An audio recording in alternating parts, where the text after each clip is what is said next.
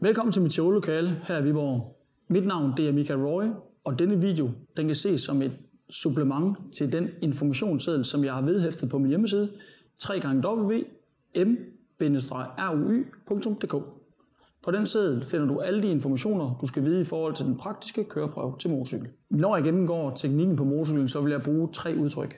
Det er udpege, det er aflæse og forstå betydningen af, og det er kontrollere. Til køreprøven, der skal du kunne udpege alt betjeningsudstyr. Det kan være alt fra din fjernlyskontakt til din bagbremse. Derudover skal du kunne aflæse og forstå betydningen af alle de informationer, som motoren giver dig.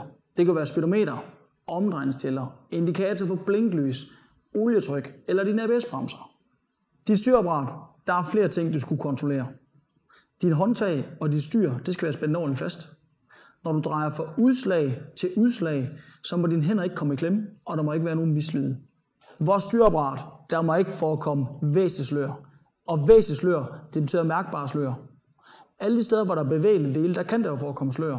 Det er for eksempel i vores kronrør. Det har vi her.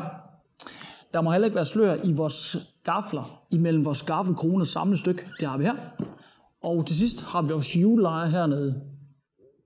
Når vi skal kontrollere for slør i kronrøret, så kan man gøre det ved, at man tager ved med underhåndsgreb, trækker forbremsen ind, og så skubber frem. På den her motorcykel, der giver den sig en lille smule i gummibøsningerne, men det må ikke give sig i selve kronrøret. Det vil sige, at tage ved med underhåndsgreb, skubber frem, så må det give sig hernede ved kronrørslejret, som vi har hernede. Når vi skal kontrollere slør i vores teleskoper mellem vores gaffelkrone og samlet stykke, som vi har her, så tager vi motorcyklen, vi sætter den i lodret stilling, tager dækket imellem vores ben, og så drejer vi fra side til side. Og når vi drejer fra side til side, så må man ikke kunne mærke slør imellem gaffelkrone og samlet stykket, altså her.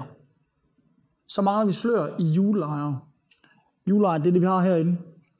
Og det kontrollerer vi nemmest ved at tage hånd på styret, fod på fælgen, hånd på dæk, og så vrider vi fra side til side, og så må vi ikke kunne mærke slør hernede i vores hjullejer. Bremser. På den her motor, der har vi hydrauliske skivebremser. Hvis vi starter med grebet, der skal være en lille frigang, så den ikke kører bremser hele tiden. Den må maks gå 2/3 ind. Når vi har den maksimum ind, så må den ikke føles svampet, og der må ikke komme noget væske ud af slangerne. Vi har en bremsevæskebeholder. Der sidder normalt et skrueglas et eller andet sted på den her beholder. På den her sidder den foran. Og der er det meget vigtigt, at vi sætter motorcyklen i lodret stilling, og så må væsken ikke være under minimum. Efter beholderen har vi som sagt slangerne, og hvis vi drejer fra udslag til udslag, så må de ikke gå i klemme. Hvis man har en motorcykel med mekaniske bremser, er kravene i store træk de samme. Men i stedet for at vi har slanger, så har vi kabel- eller stangforbindelse, og de her kabler eller stangforbindelser, de må selvfølgelig ikke gå i klemme, når vi drejer fra udslag til udslag på styreapparatet. Bagbremsen, det er også en hydraulisk skivebremse på den her motorcykel. Det, der er vigtigt, det er, at der er en skridsikker overflade, og den overflade kan være en gummioverflade, som på den her motorcykel, men det kan også godt være en riffel metaloverflade. Der skal være en lille frigang, så den ikke kører bremser hele tiden. Og så er det vigtigt, når man belaster bagbremsen mest muligt, at foden ikke kan komme i ubekvem stilling. Det vil sige sådan 2-3 cm må den kunne trykkes ned. På samme måde som forbremsen, så når vi trykker hårdt ned, så må der ikke komme noget væske ud nogle steder, og den må ikke føles svampet pedalen.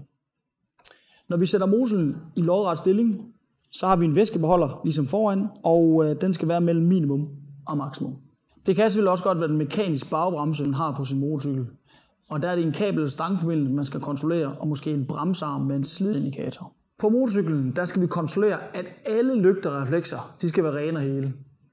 Der er positionslys, nærlys og fjernlys foran på vores motorcykel.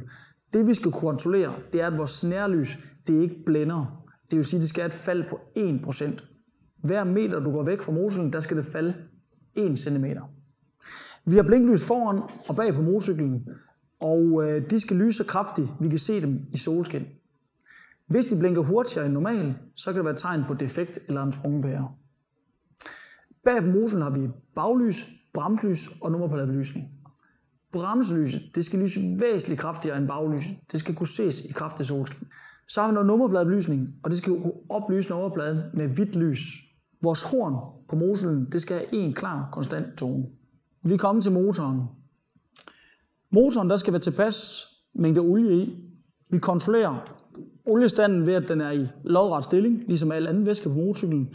På den her motorcykel, der har vi et skueglas hernede, hvor olien skal være mellem minimum og maksimum. Derudover kan man sige om motoren, at den skal være pæn og ren, og det skal forstås på den måde, at den må selvfølgelig gerne være beskidt, men den må ikke være tilsølet med olie. Der må ikke komme unødig røg og støj ud af motoren.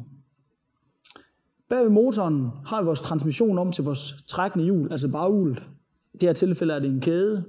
Kæden den skal være velsmurt, og så skal den have en frigang på ca. 1-2 cm, og det kontrollerer man lige ved at vippe kæden op midt på, og så må den ikke gå længere op end 1-2 cm. Vi har også et udstødningssystem fra motoren, og krav, det vi skal kontrollere, det er, at der må ikke komme unødig røg og støj, og det skal være spændt ordentligt fast.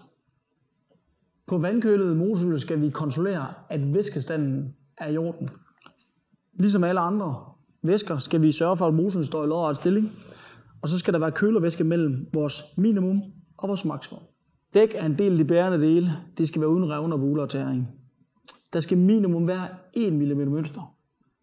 Forskellige steder på dækket, der er en slidindikator, som indikerer, hvornår dækket er ved at være slidt op. Vores aksel og vores fælge skal selvfølgelig også være intakt, og der må ikke være slør i hjulejerne. Kontrol af støddæmper. Vi har støddæmper bagpå, vi har støddæmper foran. Vi starter bagpå. Vi påvirker en kraft. Den skal falde til ro med det samme. Foran tager vi ved med overhåndsgreb. Påvirker man en kraft. Den skal falde til ro med det samme. Hvis vi har justerbar affjedring, skal det selvfølgelig være korrekt indstillet. Til køreprøven, der er du fører af køretøjet. Du skal sikre dig, at det er sikkerhedsmæssigt forsvarlig stand. Sikkerhedsmæssigt forsvarlig stand betyder, at lys, lygter, styrapparat, bremser, dæk, alle de ting, vi har snakket om, at de er i orden. Så det er op til dig at lære det. Held og lykke med prøven.